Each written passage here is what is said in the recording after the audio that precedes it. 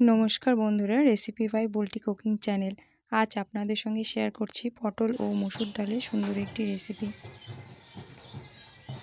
এখানে আমি পটলের খোসা ছাড়িয়ে নিয়ে নিয়েছি।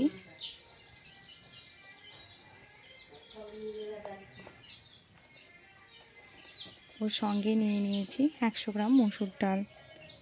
এই রেসিপি মাছ মাংসের স্বাদকেও হার মানাবে। অবশ্যই স্কিপ না করে পুরো ভিডিওটা দেখবেন, আশা করছি খুব ভালো লাগবে। কড়াইতে আমি তেল দিয়ে দিলাম, সর্ষের তেল। এটা আপনার সাদা তেল দিয়েও করতে পারেন। মিডিয়াম আঁচে তেলটা গরম হতে থাক। এদিকে আমি যাতে তেল না ছিটকোয় সেজন্য কড়াইতে প্রথমে হলুদ গুঁড়ো দিয়ে দিলাম।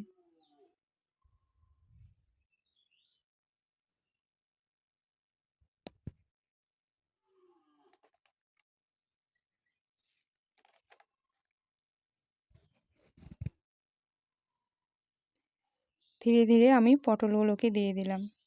এগুলো এখন মিডিয়াম আঁচে সুন্দর করে লালচে করে ভেজে নিতে হবে।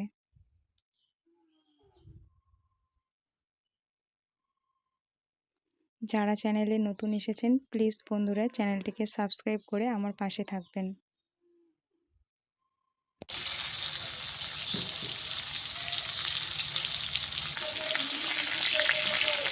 এইভাবে পটলগুলোকে আমি লালচে করে ভেজে নেব।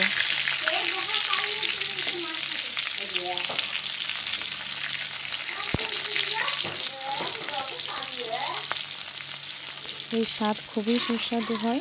বাড়িতে একবার ট্রাই করলে অবশ্যই সেটা আপনারা বুঝতে পারবেন।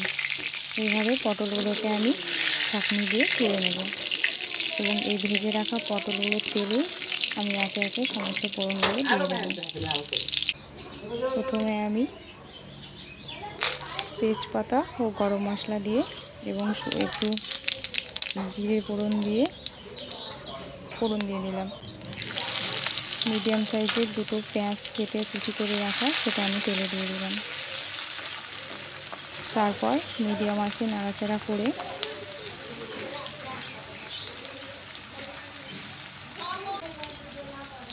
একে একে সব উপকরণগুলো দিয়ে দেব।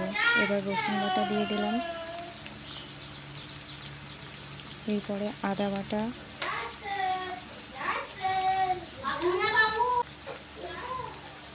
ধনে গুঁড়ো দিয়ে এবং পরিমাণ মতো লঙ্কা গুঁড়ো দিয়ে তারপর টমেটো কুচিগুলো দিয়ে জল দিতে হবে। হলুদ গুঁড়োটা দিয়ে দেওয়ার পর লবণ দিয়ে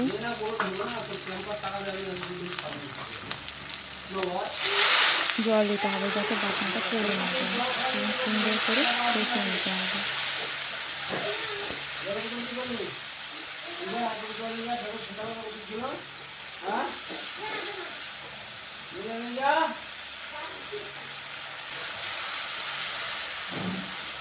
দু 3 মিনিট মিডিয়াম আঁচে হালকা করে ভেজে নিতে হবে। এরপরে সেই ধুয়ে রাখা মসুর ডালগুলো দিয়ে দেবো।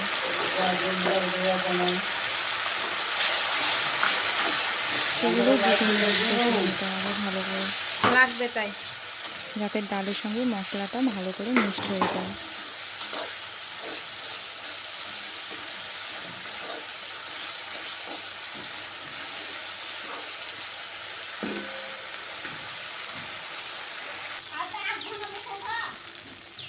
এরপরে ভেজে রাখা পটলগুলো দিয়ে দেব। একটু হালকা নেড়ে চেড়ে পরিমাণ মতো জল দিয়ে দিতে হবে।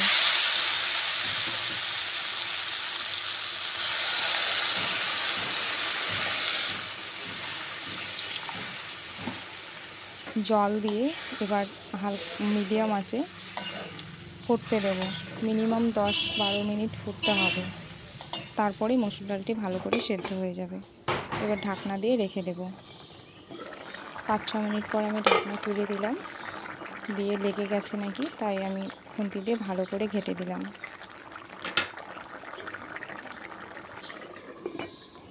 আবার ঢাকনা দিয়ে আবার 5-6 মিনিটের জন্য রেখে দিয়ে আবার তুলে নিলাম।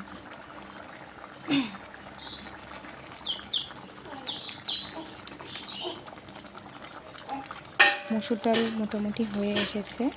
এবার আমি স্বাদ মতো কাঁচা লঙ্কা দিয়ে দেব। যে যেরকম পরিমাণে লঙ্কা খাবেন সেটা সেইভাবে দিয়ে দেবেন।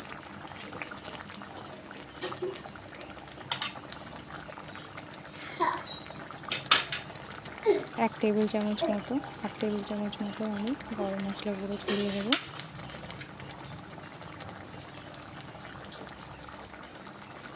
সামান্য ঘি ছড়িয়ে দিয়ে কিছুক্ষণের মধ্যে একটু নেড়েচেড়ে তারপরে নামিয়ে নেব। আমাদের আজকের রেসিপি পটল ও মসুর ডালেরটা হয়ে এসেছে। এবারে নামিয়ে নেব।